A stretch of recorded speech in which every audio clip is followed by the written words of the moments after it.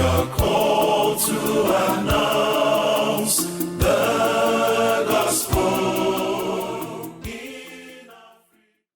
Hier, les membres de l'Assemblée générale ont vécu un moment profond, l'audience avec le pape Léon XIV. Un temps d'écoute, de dialogue et d'encouragement qui a marqué les esprits et ravivé l'élan missionnaire de chacun.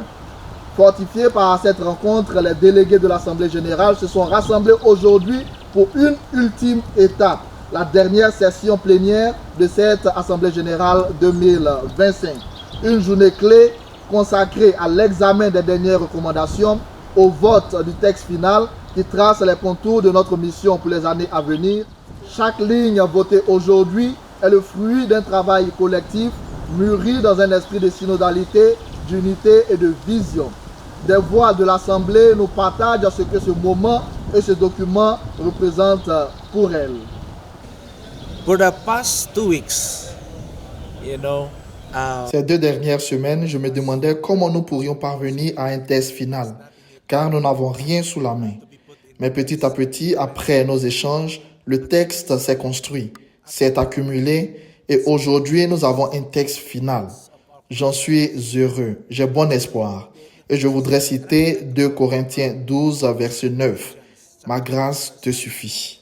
that my grace is enough for you. We have finished the plenary session. Nous avons terminé la session plénière de l'Assemblée générale 2025 et nous avons le document final dont la nature est différente de celle à laquelle nous sommes habitués.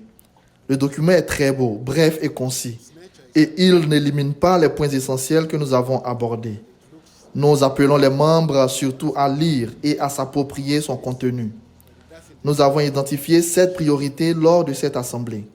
Nous avons rédigé le document de manière méthodique, selon ces 7 priorités.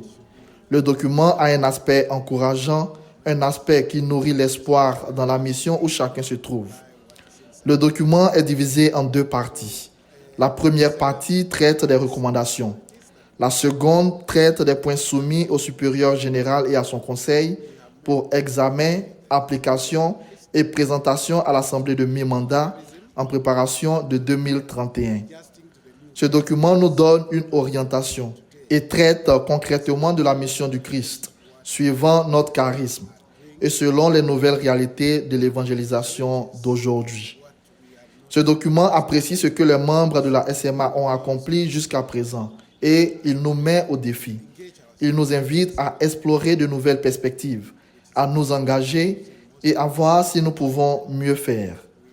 Ce document a été apprécié par la plupart des participants.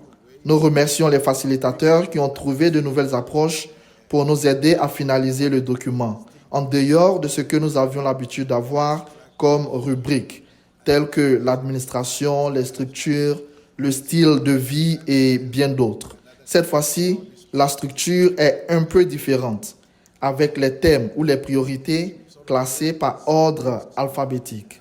C'est un ouvrage de référence. It's a reference book from what we are doing. Demain, les regards se tourneront vers le Seigneur dans la célébration de clôture.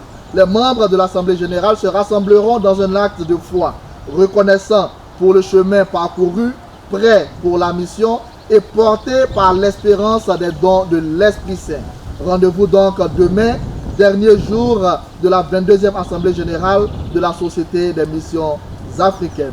Roca du Papa, Brice Ulrich Aferi pour le Centre Média SMA.